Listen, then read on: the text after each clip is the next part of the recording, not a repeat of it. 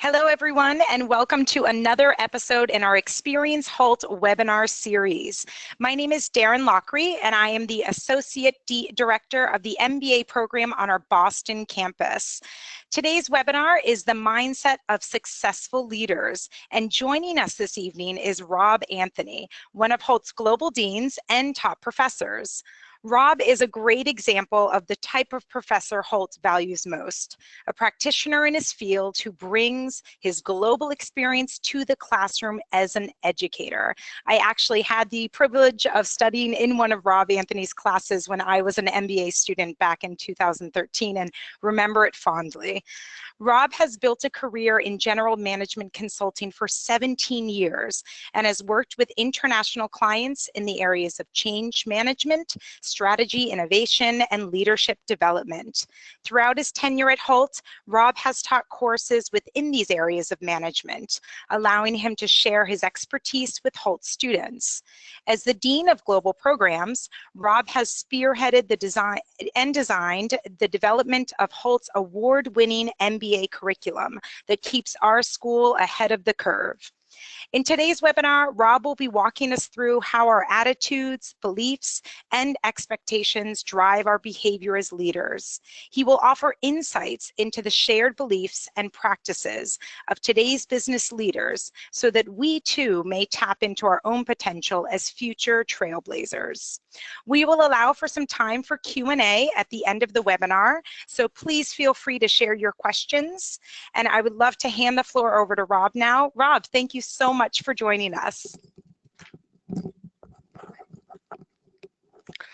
Thanks, Darren, for that kind introduction, and hello, everybody. Really very much appreciate your time joining this webinar. Tonight, I will indeed talk about the mindset of global leaders, and to set a little bit of the context, I'll talk about the leadership development program at Hult.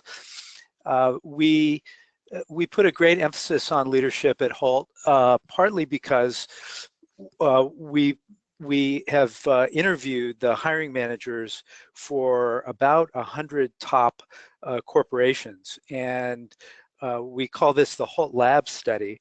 And the Hult Lab Study, what we learned is that there's a fair bit of dissatisfaction and bad press that business school graduates get for not having well-developed leadership skills. And so we feel that the kind of student that comes to Hult and will often take a degree program in a second language, travel far to do that and want to be in a very diverse global environment is the kind of student who can benefit from leadership development training and fulfill the promise of a business degree. And so what I'm going to share with you today is literally a class that we do within our curriculum, and it is typically the very first class in a 8-month-long leadership development journey. And what the class addresses is, as Darren said, what mindset you have to develop as a leader. A lot is known about that, and so we like to start off the year with getting that information and knowledge out there, so the students can make the most of their experience. And for me personally, the whole topic of working to full potential and developing as a leader was came to my mind when I read the email that you're now looking at. And the date of the email here is April 21st, 2015. Actually, the email is 6 or 7 years older than that. And this is a real email that a friend of mine got. And it's she's a broker in an insurance company, a wholesale broker, and when she joined this company, the sales started to slip under budget. The manager of the firm put out this email that said, "We need everyone to make a conscientious effort to work to their fullest potential. If we do that, we'll get back on track for the year." And I thought to myself, work to their fullest potential. Very, very interesting. So maybe that's the secret. Maybe that's the key to getting on track. I wonder what that means. And being a cynical professor, my first reaction was, maybe it means absolutely nothing. Who wouldn't say that they're not trying to work to their fullest potential? Who wouldn't say that they're working at or near their full potential? Most of us, I believe, would put up our hands, and yet we know that 50% of new managers actually underperform versus the expectations that are set for them.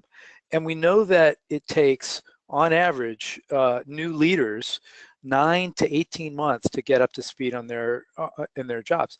And in there is a tremendous value proposition. So what if we could all work to our fullest potential? What if we could all develop as leaders and get up to speed in 9 months versus 18 months, a high performing transition versus an average performing transition? What would the benefit be? What would the benefit be to the companies that we work for? What would the benefit be to us? And it should be fairly obvious that people who develop more quickly and get up to speed more quickly, their units are going to be more profitable. And if their units are going to be more profitable, those around them will work to their fullest potentials and their careers will develop more quickly. So that's the promise. Yet, despite that promise, what we know is that there's really a cry for leadership coming out of the business world, the business press. This quote demonstrates that there's a concern that there aren't enough leaders in the pipeline, and that too many leaders actually fail in office. So with that as background, let's talk a little bit more about work to your fullest potential. What is that? How do you do it? So I want to begin by pondering this graph a little bit, and this is it's a little bit of a conceptual model. It's a hypothetical, and what it depicts is a person's growth over time towards their full leadership potential. Now, some people have a very flat line. They learn very little, they grow very little. The pink line is probably an average trajectory. So whether you go to business school or not, most people will learn over time. I like to say that the bottom line, or the pink line, represents 5 years of experience.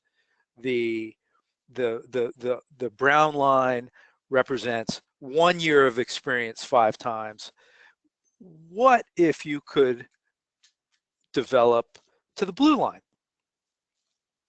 How would you do that? So think about that. Think about that for a moment. What are the things that distinguish those trajectories? And we ask this in the classroom, and if you come to Hult, you'll be asked this question, and you can, you've had this little preview, so you can sound smart to your leadership development coach. But you'll hear things like focus, motivation, works hard. And I would submit to you that those are things that distinguish the pink line. They won't necessarily get you to the blue line. So how do you get to the blue line? And what would get in the way? Easier to say, what are some of the causes of leadership failure? These that I'm showing on screen right now aren't new. Inability to learn from mistakes, weak interpersonal skills. By the way, I want to talk about that one a minute more, since we put such a premium on social skills. I saw a study from a guy named David Deming at Harvard University recently that demonstrated that the jobs that are growing the fastest in the workforce and have grown the fastest over about the last 25 years are those that require social skills. And it's interesting that the wages are growing fast in jobs that have high social content. And so we see weak interpersonal skills as one of the main causes of leadership failure. Being closed to different ideas, being not accountable for performance, a lack of initiative, a common list. Could you flip those things around and reach the blue line? Let's think about that. Maybe, maybe not.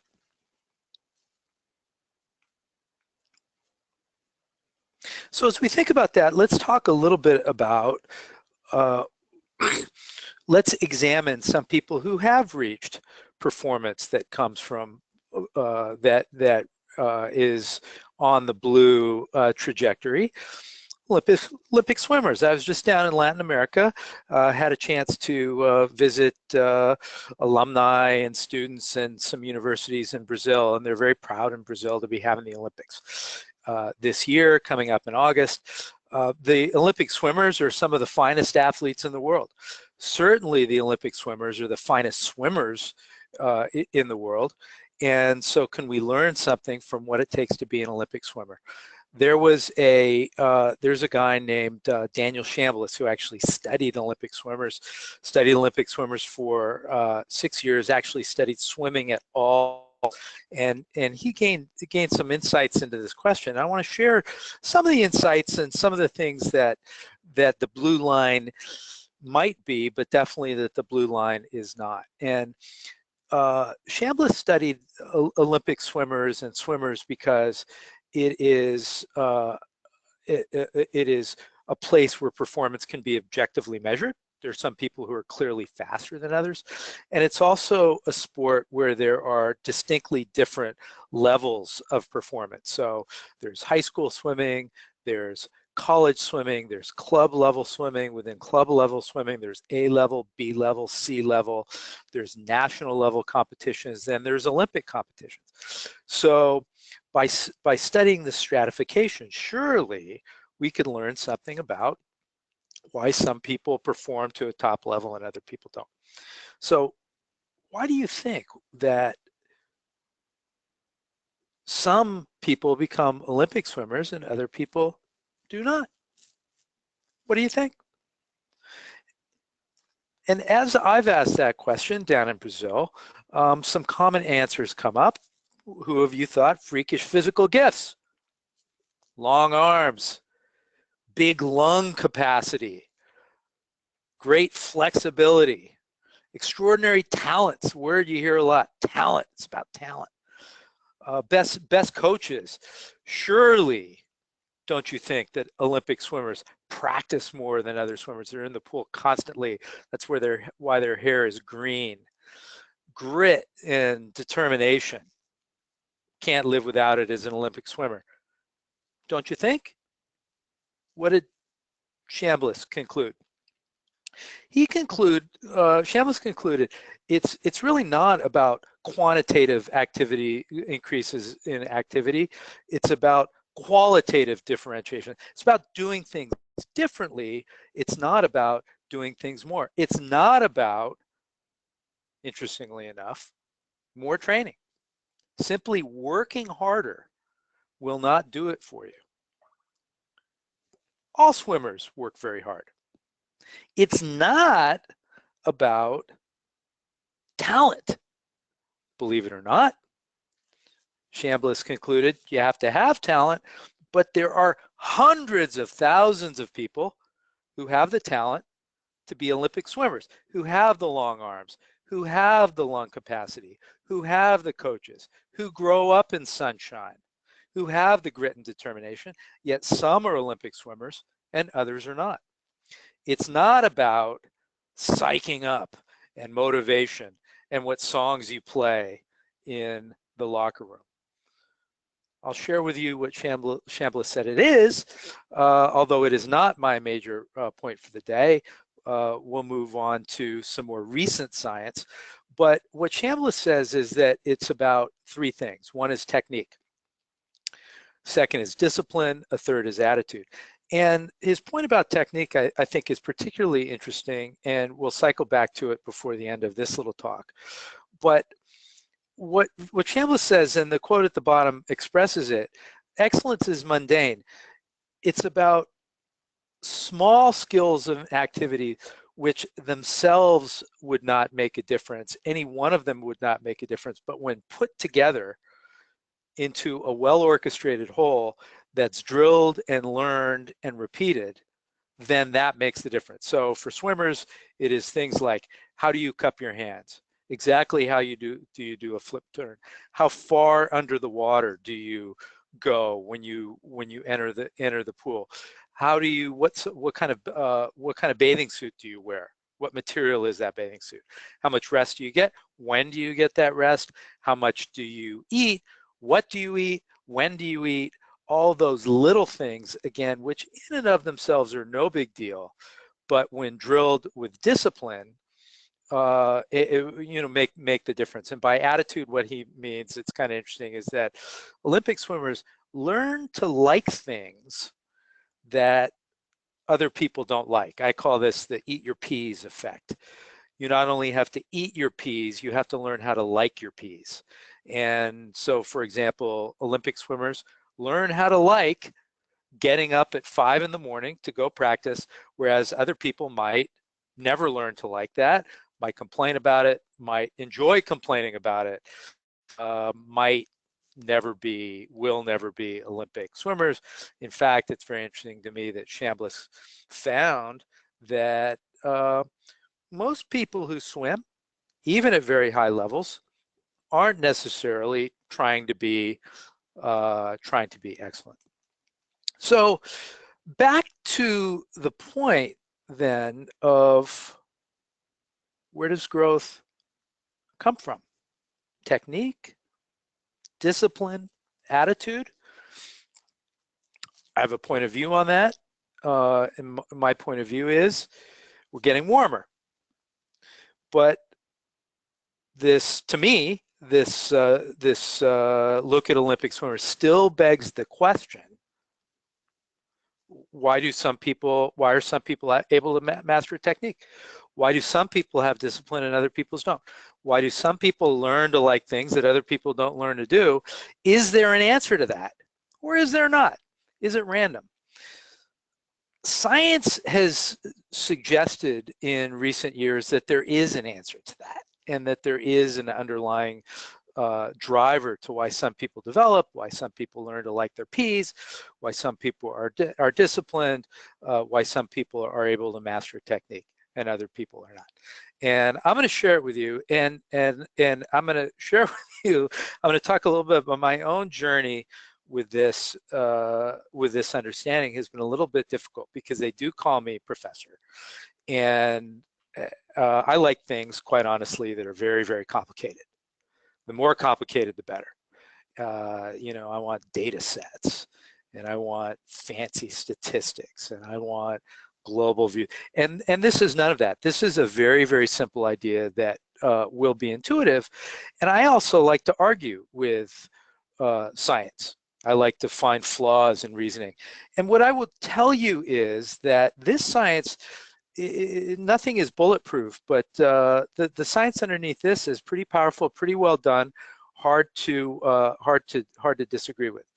And so let me tell you a little bit about it. And what the science that I'm going to talk about started with studies in social psychology that asked the question: why do some people learn to be helpless? Why do some people persist in the face of failure and other people lay down in the face of failure? And it started with a study of dogs, believe it or not. Now, if you're a dog lover, you might want to put down your headsets for a moment, go pop a Coke, grab a bag of chips, come back in about 2 minutes, because this one's going to be kind of mean. I'm a cat lover myself. But the study I'm talking about is a very simple one, and the picture depicts it, where dogs were put in a cage, and the cage had a light, and the cage had a floor that could shock them. And what would simply happen is the light would turn on, and a few seconds later, a shock would be delivered. It wouldn't kill the dog. I presume it would hurt the dog. And it was repeated. Light goes on, wait a few seconds, shock delivered. Light goes on, wait a few seconds, shock delivered. Then the study was repeated and changed. And a light went on, and then a door was open to allow for the dog to get out. And what happened was that the light went on, the door opened, some dogs would leave the cage, and other dogs would lie down. Why is it that some of the dogs did that and some of the dogs didn't? Called learned helplessness. And the researchers then observed the same behavior in humans and started to study. Why is it that some humans persist in the face of failure and other people don't? And this led to a whole kind of movement in cognitive psychology that has been led by a number of people, but really a psychologist from Stanford named Carol Dweck. And we at Hult really embrace this point of view, and we have discovered its power with our own students in our own curriculum. And we try to advocate for this because it is really a key to why some people hit the blue trajectory while other people get stuck at the pink trajectory. And it's about mindsets. And what Carol Dweck talks about is that people tend to fall into one of two different mindsets. One mindset is called a fixed mindset. And it's simply that people with a fixed mindset believe that intelligence is a fixed trait. You either have it or you don't. Other people have what Dweck calls a growth mindset. And people who have a growth mindset believe that intelligence can be substantially changed. Now, I'd ask you at this point to reflect for a second. Do you believe that intelligence is a fixed trait, or do you believe that intelligence can be substantially changed? We've all heard about IQs. Many of us have probably done IQ tests. Some days we feel smart. Some days we feel not so smart. Some days we feel praised for being smart. Other days we feel praised for not being smart. What do you think? And it's currently thought that there's a right answer here. And the right answer is that intelligence can be substantially changed, that the brain is plastic, that it's a muscle, that it can change, that it can grow, that when put to the test, you can learn new things, yet not everybody believes that.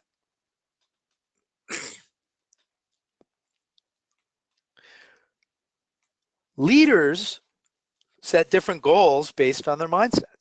So leaders tend to emphasize performance goals. And they put goals out there that people will either try to achieve so they can look smart and be successful, or that they want to avoid not meeting so that they don't look bad, don't look dumb. Performance goals. Growth mindset leaders also emphasize mastery goals, learning goals. Here's how we get performance. You get performance by doing certain things that can be taught, can be learned, can be changed, can be practiced, can be drilled, much like our Olympic swimmers.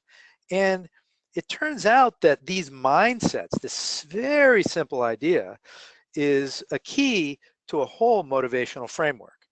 And I'm going to talk a little bit about that. So a fixed mindset student, and this is why, quite honestly, we teach this on the very first day that you show up, or maybe on the second day or the third day, depending on what other kind of classes you have, certainly in the first week.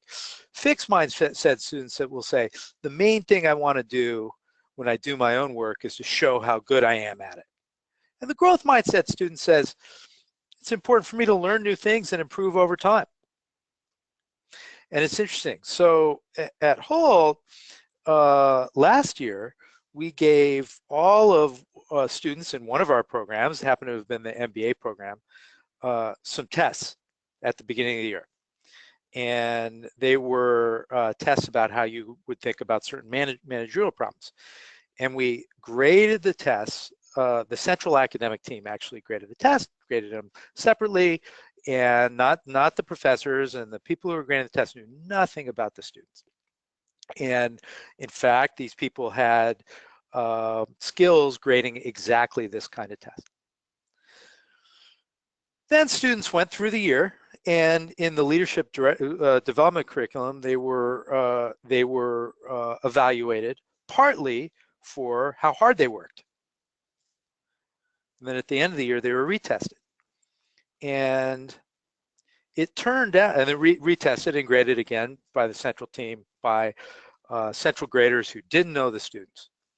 And it turned out that when students were put into 4 different categories based on how hard they worked, the students who tested highest at the beginning of the year were the second lowest in terms of hard work. And it turns out that over the year, the grades they got declined, and their improvement in grades declined. So that was a little bit of a kind of an experiment of growth mindset, that those who are smart, test well, do well early, presumably want to show how good they are at something, do show how good they are at something, aren't necessarily going to be the ones who learn the most and improve over time. Talking about common beliefs about achievement. One common belief: we're born with talent, we're good at things, or we're not. Or the other belief is expressed here by the inventor of the IQ test, who said, no, no, no, no, no. It's not. IQ isn't once and for all. With practice and training, you can change. So I'm going to talk about these things and put a little science behind it. But that simple idea is the key to a whole motivational framework. Whether you believe in fixed mindset or growth mindset, changes what goals you pursue, your beliefs about effort, why you think you succeed or fail, how you feel when you learn, and what you do when you fail. So I'm going to talk to you about a few studies, and I won't talk about all these. But this whole, the beliefs about mindset are powerful, and they can be influenced rather easily. So I want to talk about a study that demonstrates the impact of praise. Some students, and I believe these were 7th grade students, were given a test, and it was a fairly hard test. And they were broken into 3 groups, and they were given praise. And one group was told, wow, that's a really good score. You must be super smart. Another group was told, wow, that's a really good score. You must have tried really hard. Third group, wow, that's a really good score. Control group.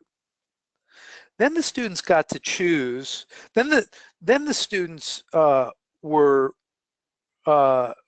told they were going to take a second test, and they got to choose. You can take a harder test or an easier test.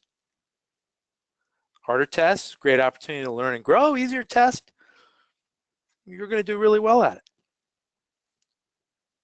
What do you think these groups of students chose? Do you think the simple act of being praised one way or another could influence how whether a person wanted to take a hard test or an easy test? Turns out that those who got intelligence praise chose the 67%, I believe, 2/3 of them chose to take an easier test. 92% of the students who got the effort praise chose to take a harder test. They were all given another test, and the test was very difficult, and they all failed. However, the ones who got the intelligence praise quit. They got frustrated, they quit, whereas those who got the effort praise worked longer at it, worked harder at it, and actually enjoyed the experience. Then they were given a third test. And the third test was the same difficulty as the first test. What do you think happened? Same test, same students, should be the same score, right? Right. I mean, you don't think that the act of being praised one way or another could impact how somebody did it on a test, but yet it did. The students who were given the intelligence praise, you're really smart, their test scores went down 20%, whereas the students who were given the effort praise, their test scores went up 30%. 30%, a 50% delta, simply based on how they were praised. What's going on here? Then students were asked to write a letter to students in another school. They were told that students in another school would take the same series of tests, and they should tell the students, give them a heads up. And what happened was that 40% of the students who got the intelligence praise lied about their scores. They lied about their scores. Why? What's going on here?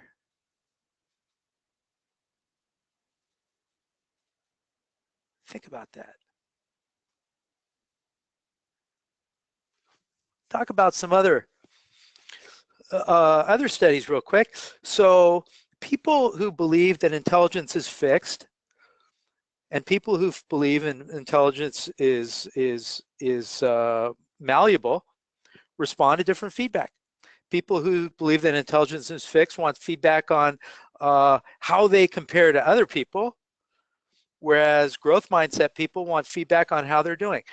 There was one study where students were given a test and then their brains were hooked up to electrodes, and the teacher told them how they did on the test and then went over the correct answers.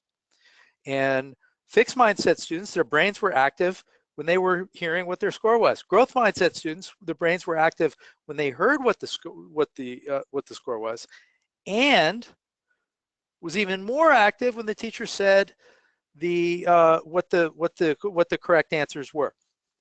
Ability relevant feedback versus learning relevant feedback. And then fixed mindset students, their brains switched off, weren't interested in the right answer, just wanted to know how they did. Group of engineering students were broken into two groups. Half of them were given a magazine article that said intelligence is fixed.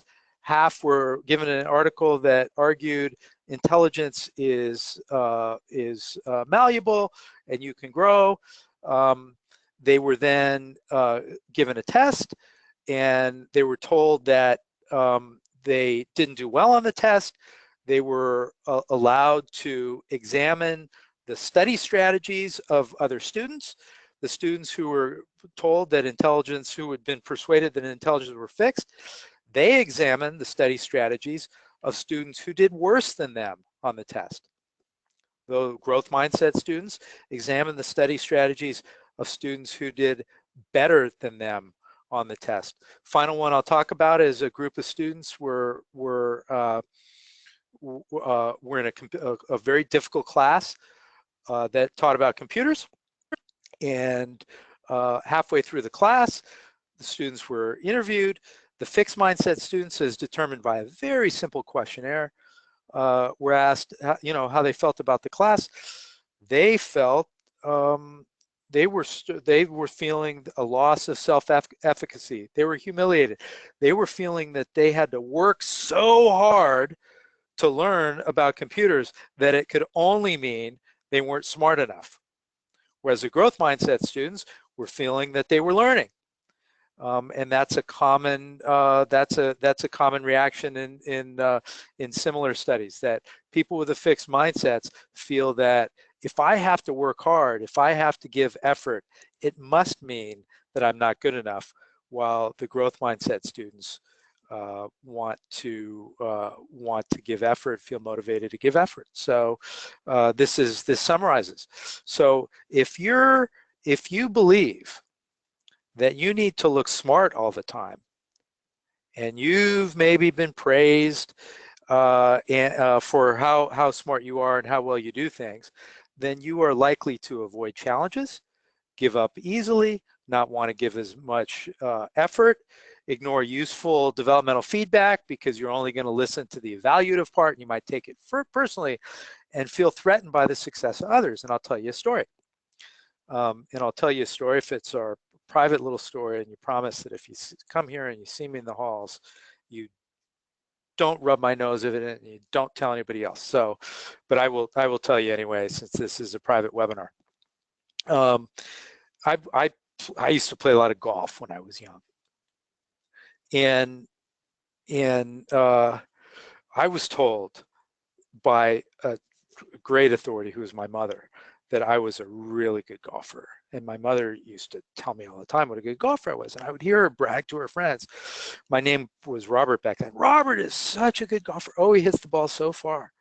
How far did you hit it on the 16th hole? Were you on it 2 on 16? Wow, he hits it so far. He's such a good golfer. And I used to play in tournaments, and I never really did all that well in tournaments because when I played golf, I would cheat. True story, I would cheat. I wouldn't cheat a lot. I would, just kind of cheat a little. So if any of your golfers, I'd move the ball, be on grass. I wouldn't like the grass, called winter rules, so I'd move the ball into a better piece of grass. Maybe I'd be in the sand trap. I'd hit it over the green. I'd hit it in the water. Well, I won't count that one. I'll just drop another. Somebody talked to my backswing. I'll do it again. It's called take a mulligan. But what happened is then I'd play in a tournament, and I couldn't hit the ball if it wasn't on perfect grass. And if I hit the ball in the water and I couldn't take a mulligan, I would feel terrible. I wouldn't know what to do, and my next shot wouldn't be very good. And that's what happens when you have this fixed mindset. All I cared about was the score. I had to go home. I had to tell my mother it was 70 something. I had a 77. I had a 75. I had a 78. I couldn't say 80, even if I had to cheat. And that's what we're talking about here. Versus a growth mindset. I quit golf for 20 years. Because I didn't have time to shoot in the 70s anymore. And if I wasn't going to shoot in the 70s, I just wasn't going to play. So I quit for 20 years, and I took it up again in August.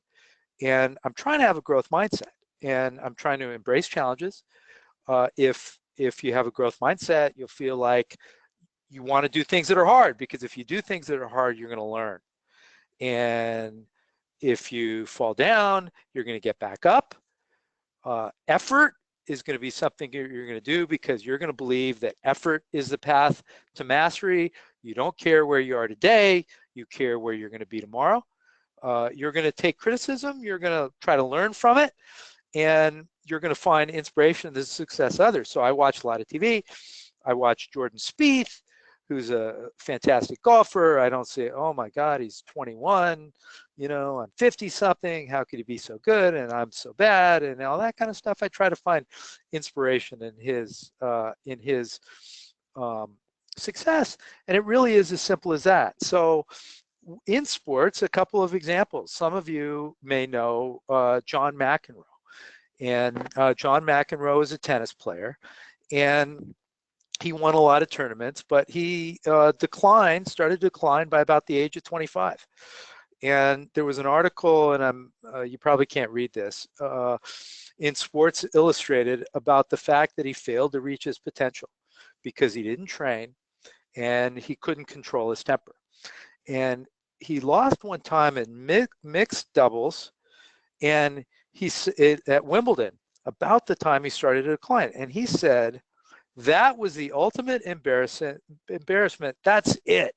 I'm never playing doubles again. I can't handle this. That's John McEnroe. That's the voice of the fixed mindset. The voice of the growth mindset would be this guy. You probably recognize this guy. This guy is Michael Jordan. How many people knew that this guy, Michael Jordan, got cut from his high school basketball team. His high school basketball team. Greatest player in the world, arguably one of the greatest players ever, top 5, got cut from his high school basketball team. So how did he do it? Well, let's look at what he said. He said, "I've missed more than 9,000 shots in my career. I've lost almost 300 games. 26 times I've been trusted to take the game-winning shot and missed. I've failed over and over again in my life, and that's why I succeed." After he got cut from the high school basketball team, Jordan practiced so hard, he wore out the grass in his backyard, true story, and became a great basketball legend. I'm also guessing he put on a few inches before he got out of high school. So, does this matter in in business? Absolutely. A lot of studies of business school students that business school students who've been taught a growth mindset learn more skills, get better grades. Another study was of students doing simulations. We do a lot of simulations around here. Great for learning how different areas of business relate, operations, marketing, sales, how it all comes together. Students really enjoy simulations. Students who have a growth mindset tend to spend more time doing the simulation than other students and get more out of them. Students with a fixed mindset tend to spend less time on the same tasks and not do as well, not perform as well. Managers who have a growth mindset are better managers. Their employers do better, their employees like them more, they're better at coaching, and over time they acquire more management techniques. And that's what we try to do here, is we try to encourage a growth mindset and then teach the management techniques. Not that you can get them all in one sitting, but that you can learn the techniques, how to cup your hand, what bathing suit to wear, what foods to eat, how far to go under the water, how you deal with conflict, how you talk to some people under stress, how you solve problems, what information you need, how you influence people through presentations, find out what the correct posture is, what the right techniques are, and then you can practice them over time. And with a growth mindset, you can get on that higher trajectory. So the last couple charts, so you buy it, so you agree. You don't need to hear any more of blah blah blah from Robert Robb, Professor Anthony, or whatever you decide to call me. You get it. Growth mindset. So now what? Now what do I do? Here's what we do at Hult to teach our strategy for teaching leadership skills. And I'll tell one story about the U.S. military. And by the way, I don't love military analogies. I'm going to talk about the Vietnam War. We have students from Vietnam every year here. They're not offended by this. We're very sensitive, I think, to if they were offended, probably wouldn't tell this story. We've got a very diverse environment, so I'll tell the story. So in early years in the war, the U.S. military has two branches of the military that have fighter pilots, the Navy and the Air Force. And the Navy is, and early in the war, both the Navy and the Air Force were not achieving adequate results from their point of view. So they call them kill ratios. It's a really gross term, and it's nothing that we advocate. But what was happening was that two Vietnamese planes were being downed for every one U.S. plane, 2-to-1 ratio. And the leaders of the U.S. military thought we should, by the way, you can't see me, I am an American, thought that wasn't adequate, given the equipment, given the history, given the quality of the fighters, the pilots, that the U.S. should be doing better than 2-to-1. So the Navy decided to do something about it. The Air Force did not. The Navy established the Top Gun military academy. So picture Tom Cruise running around in his underwear, singing songs, and at the military academy. Was that the right movie? Risky Business. So I'm told that's Risky Business. Top Gun's a different movie. Okay. So I'm going to have a growth mindset about this, and I'll get it right next time. So what the Top Gun Academy said is we're going to build our training around this. One is explicit competencies. So what specifically are we going to work on? So here we work on 3 competencies with 18 specific skills, right? So work on specific things. Second is an instrumented range.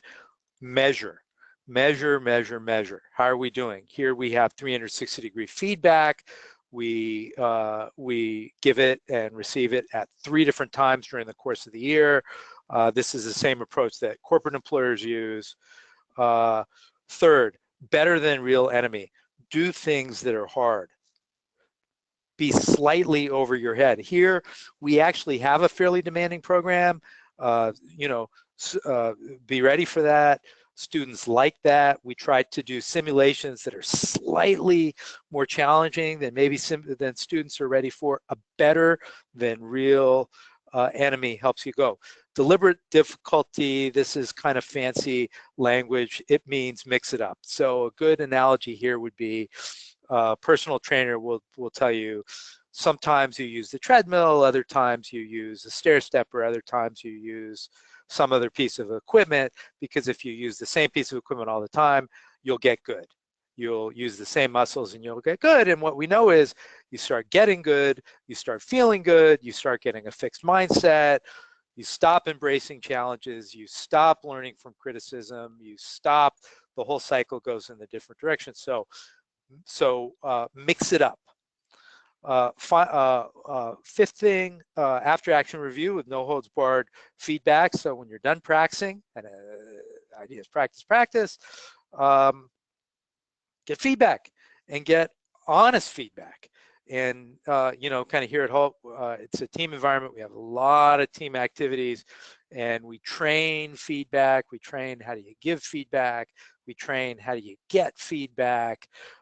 Because this whole act of no holds barred feedback really closes the loop and is the key to whether you improve or don't improve. And then finally, repetition, practice.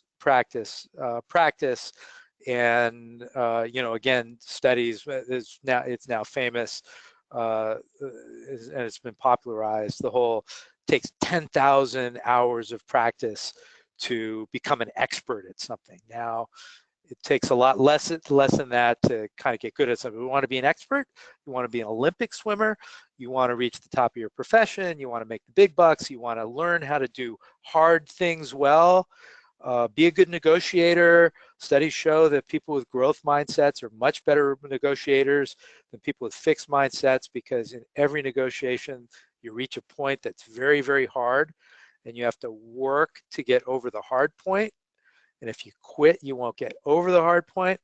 The people with growth mindset do better than that. So if you want to reach that blue line, you want to reach your full potential, you want to get to the top of the profession, you want to fulfill your promise, you'll practice that 10,000 hours using these principles. So that's really the point, that the mindsets, that simple idea, will greatly impact how much you learn and improve. And if you really believe that feedback, learning, and practice can help you, you'll improve. If you think you're an expert, then you may miss out on how great you could really be. So that is what I have to say for starters, and I'm sure there will be questions. And okay, do you want to explain how to do the question? I'll give you to Darren to talk about how to ask questions. Hi, everyone. If you would like to ask any questions to Rob, please just type in your questions in the question box here, and they will appear on our end.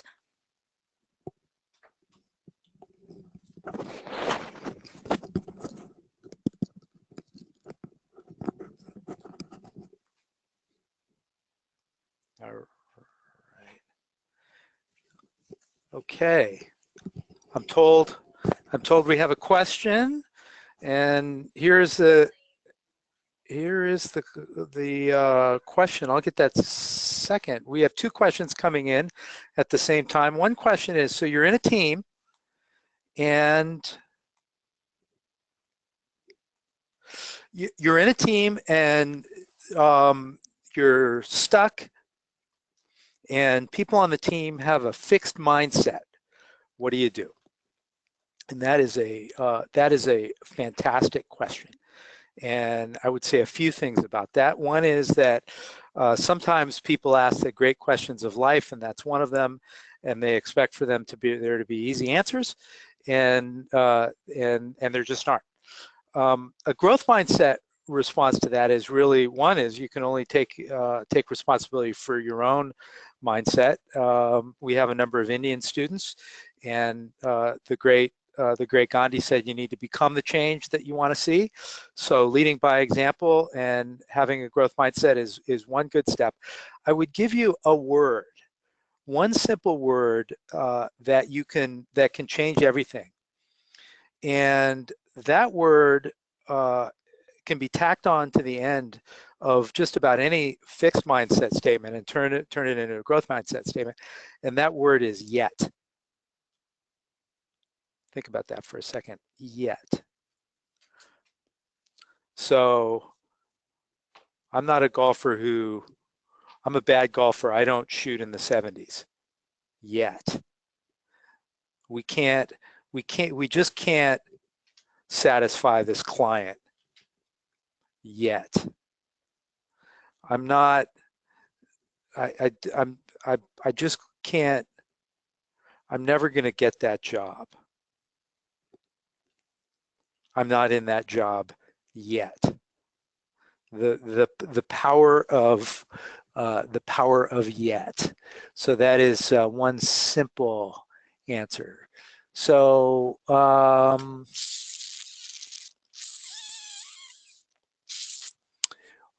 Rajesh asks, can you explain the blue line? And I'm on the blue line right now. Yeah, the blue line just simply is a higher growth trajectory. So the blue line, what would we call it? We'd call it the x-axis, north to south. The vertical axis shows how much you're growing, and the horizontal axis shows over time. So the blue axis simply shows a person who is getting better faster. And in business school, what people are usually looking for is more promotions, more money, more career success. So that's what we've been talking about, how you get on the blue line versus the pink line. Okay, Kelly says, I have a bit of tech experience from website design to HTML graphics. What are the key tech skills you recommend an individual invest time in learning prior to getting an MBA? Or what skills are companies looking for in tech? Wow, great question. Yeah, so let's talk about that. So a few levels of answers there. What technical skills? I think you're going to find that knowing Excel really helps in business school. That may be a very mundane answer. I will tell you it's a very practical answer. Sometimes kind of the basic skills are best, and you can take it from there. So learn Excel. You may not have been looking for that as simple as answer that, Kelly, but if you're on this webinar, taking some time to learn Excel will help you.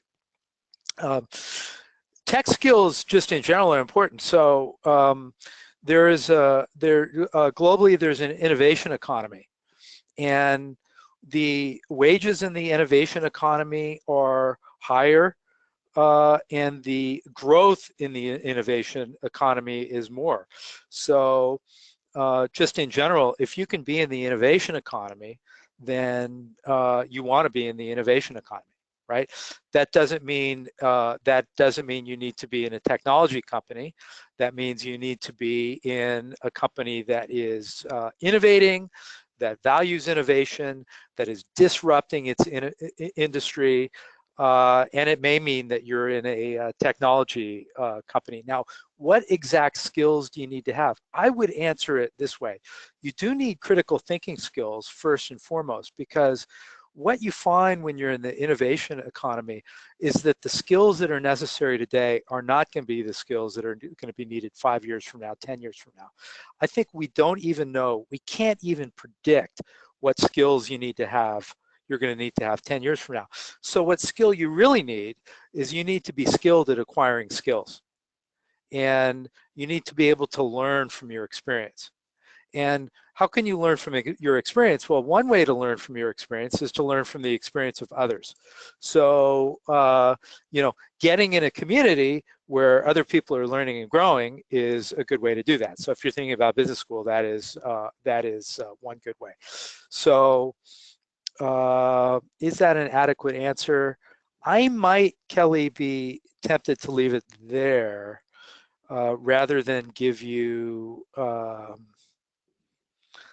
talk about, kind of how to code, because chances are the skills, the skills we know of aren't the skills you're going to need. The skills you're going to need aren't the skills that we know how to talk about quite yet.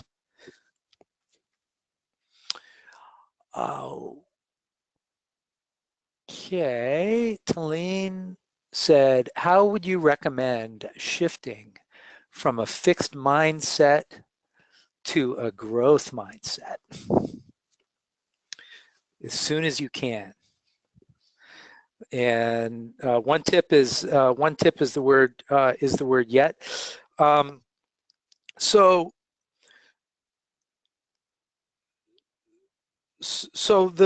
mindsets are. It's a really good question. It's a deep question with a simple answer. Mindsets are socialized, and you can pretty rapidly change your mindset. And if you're asking about the science of this, Talim, the science is pretty clear that just learning about fixed versus growth mindsets could be enough.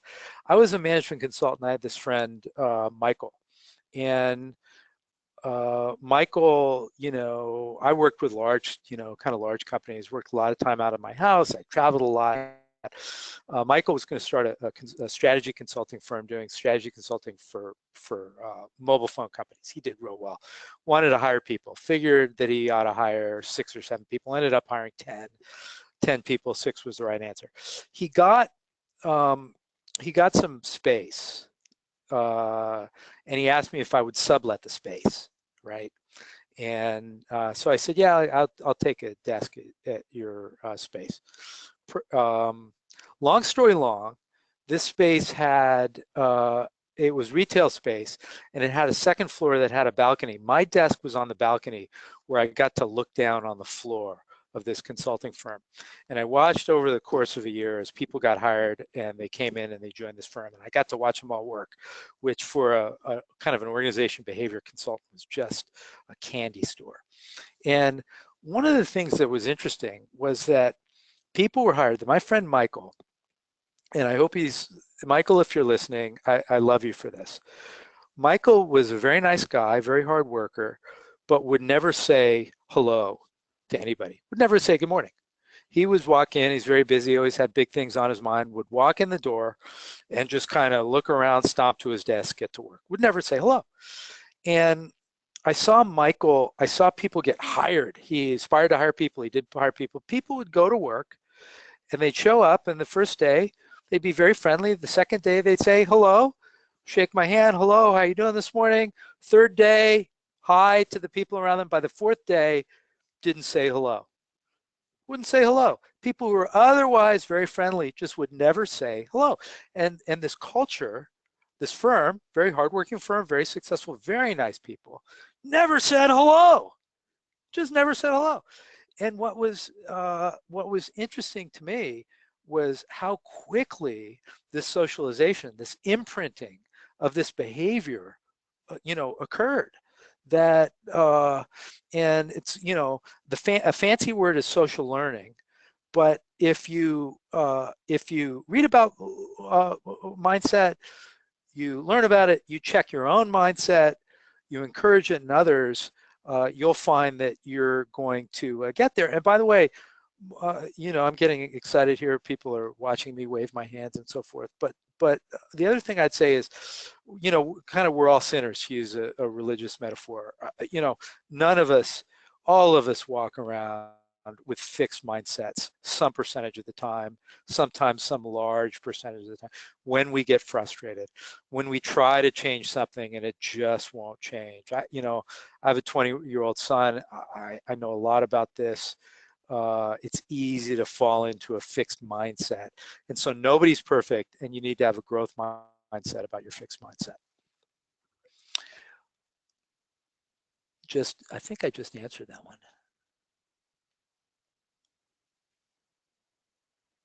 Yeah, so Stefan says, maybe me, but it seems as though I have different mindsets in different situations. Is this possible? If so, is this something you learned to deal with? Absolutely possible. Likely, most people have fixed mindsets about some things, but growth mindsets about others. So I've been talking a lot about sports. It's something that people can relate to. Sometimes business examples you need more context, but some people would have growth mindset about their ability to sink a putt or shoot a basketball, and fixed mindsets about math are very common. I'm never going to be good at math, or I'm always going to be good at math. So having different mindsets about different categories of things is quite common. It's natural. I do pretty much everything that everybody does. I think what you need to fall back on, and it's outside of the scope of anything we could address tonight, but what you need to fall back on is this brain research. Kind of at the forefront of thinking about leadership development is a whole lot of neuroscience. And this neuroscience demonstrates that, you can change, you can grow, the brain changes, the brain grows, and it's not true that in some ways you can change and in other ways you can't. It's not true that your math ability is fixed. Now, does that mean you have to learn math if you don't like math? No, it doesn't. I mean, everybody has to make choices. How do you spend your time? I don't play the piano well. I will tell you, I'm not going to play the piano. I'd probably learn the piano very slowly. Do I have a maximum potential in piano playing? I believe I probably do. If so, your growth curve wouldn't have limits. I think the point here isn't that you can always just shoot for the moon and I can be as good a piano player as I want to be. I think the point here is that whatever I think my maximum is not my real maximum. If I think my maximum is 100, if I work at it, my maximum could be 105. That doesn't mean that I'm going to be as good a piano player as Steve across from me. And Steve and other people around me are looking puzzled, and so I'm going to have to keep a growth mindset about that answer and apologize to anybody who didn't get it and move on quickly. How does this mindset, so this is Max who says, how does this mindset play into Hult's global identity?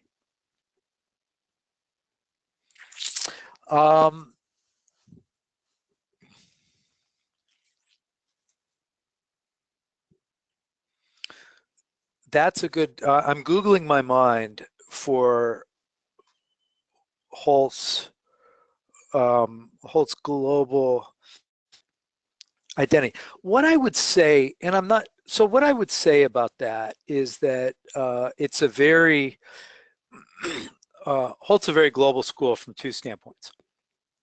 One is we have a global campus network, and you can choose to rotate.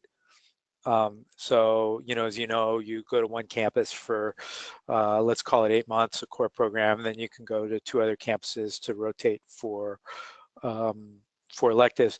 The second way it's global is that the student body is global. The school has, I don't want to give the wrong number, but it's north of 100 nationalities.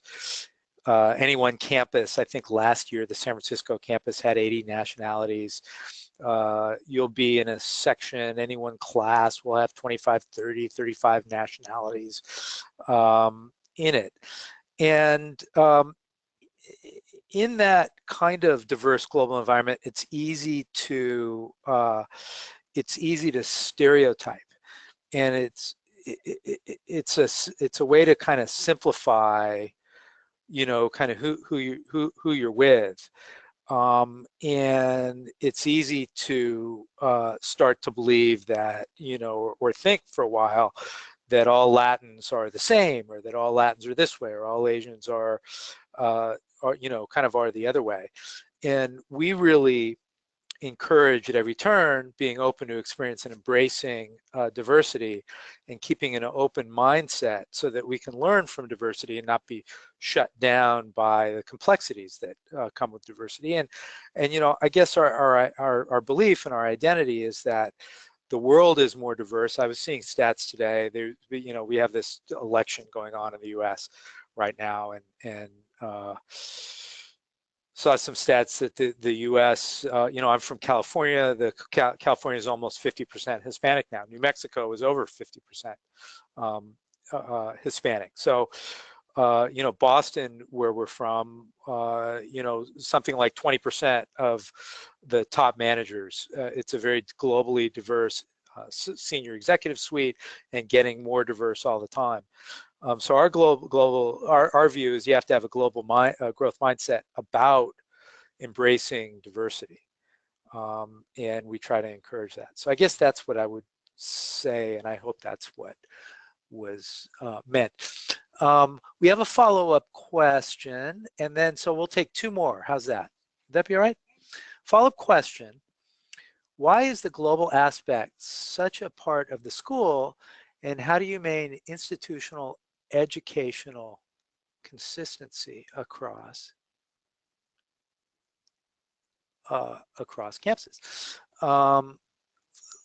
Global aspect, such a part of the school. So thanks for the question. Great opportunity to answer that question. Who asked that question? That was Max. So the global aspect is such a part of the school. So there are a lot of schools, right? And so you want to go to school, you have a lot of choices.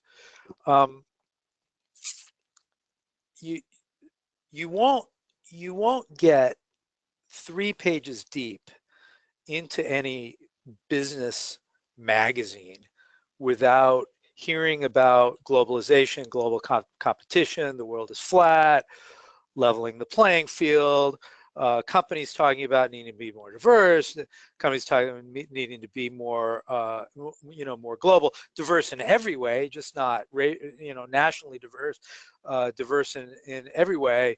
It's a feature of business, and most business schools talk about that, and they talk about it because it's very important. And when you come to a business school, you'll learn about market segmentation, and as markets mature, they segment, and products get offered that appeal to more and more specific groups of customers. And what we've observed is, and this is, by the way, this is a very business school-like answer, right? What we've observed is that while the business school marketplace has matured and segmented, and while businesses are demanding more global diversity, the segment of schools that really take globalization seriously has not grown as rapidly as the need. And so we believe that globalization, is a very, very important niche that can give our graduates an edge, that gives us an edge, which is why we've gone all in on having a global campus network, making every effort to get a globally diverse student body, because that's what's unique and different, and we think valuable. The second part of the question that Max asked is, how do we maintain institutional educational consistency across campuses? That's actually my job right now. And we have a few answers to that. We do it by policy. So we have a policy where our core courses have to have the same learning objectives and 80% the same topical consistency. We do it by process. We have a process where we review syllabi across campuses. Behind the scenes, you know, our academic team is working hard, making sure that that the specific things that get taught meet our policies, and we have a robust set of processes. And we do it by culture. We have a global faculty. We have global faculty meetings. We get the global faculty together. We're more and more emphasizing research, and so trying to learn the same things as kind of a faculty. So our accreditors demand that we are consistent across campuses, and but through policies, through processes, and through culture, we kind of satisfy that for the core program. And the electives are more diverse. The electives are a little bit more, so students rotate to Dubai. You might learn more about the global energy business. You go to San Francisco, a little bit more about innovation, perhaps. And that's what I'd say. Okay, let's take one more question. I'm giving long answers. It's an occupational hazard, so I apologize for the long answers. In transitioning, says Kathy Ann O'Connor, good Irish name. I hope you come to Boston, Kathy. In transitioning from fixed to growth mindset, what are some of the pitfalls we could look out for and avoid? Or how can we best avoid falling back to a fixed mindset? One of the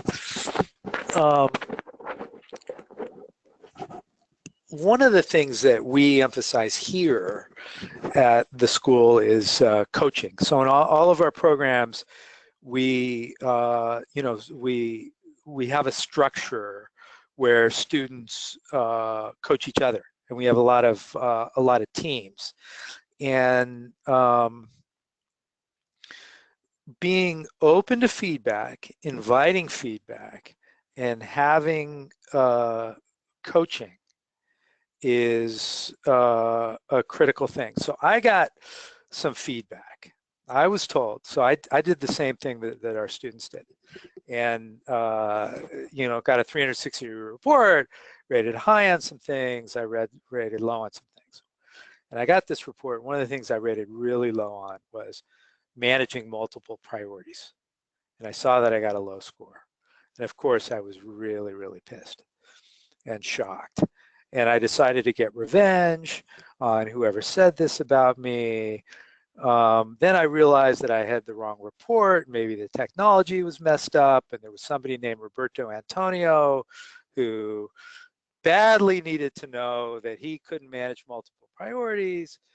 And then my girlfriend said to me, you know why you can't manage multiple priorities? You need to sit down when you work. You need to sit down when you work. And it's true. I keep 3 computers open. I stand in the kitchen. I send an email. I chop some onions, I do a Skype, I clean the cat litter, I go back and forth to 17 different things and never sit down. And so, you know, kind of something I've done is I've invited everybody I know to tell me to sit down when I work. If I'm on a Skype, if I'm walking around, please tell me to sit down. And I call that coaching. I got this coaching, sit down when you work. And I tell you, I've been working really hard and sitting down when I work. And by the way, you guys in this room, when you see me walk by my glass office and see me standing up, please tell me to sit down, because it really, really works. It really has helped me, you know, kind of focus, not do 17 things, and keep that, you know, kind of growth mindset for it. So feedback and coaching is what I would say, because, you know, nobody can do it all themselves. So with that, thank you to all of you who sent in questions. Taylene, you're welcome. Tisha, very challenging questions. I'll have to think about that. Come see me on the 5th floor. Thank you to everybody else who asked questions, and I will now give you back to Darren. Thank you, Rob Anthony, for sharing common traits of business leaders and introducing the concept of growth mindset. And thank you again, everyone, for tuning in. We will have a recording available on our website after we have finished the webinar. Hopefully, Rob's insights have opened your eyes to the ways that you can reach your full potential in your life and your career, as success is not innate, but rather the result of changing the way that your habits and your behaviors are. And I especially appreciated the notion that success is qualitative rather than quantitative. So it's about doing things differently, which I feel we really do at Hult International Business School. So if you do have further questions or are interested in applying to any of our master's programs or the MBA, please reach out to us here at Hult International Business School, and we will put you in touch with an enrollment director. Thank you again, everyone, for tuning in, and thank you, Rob Anthony. Have a great evening.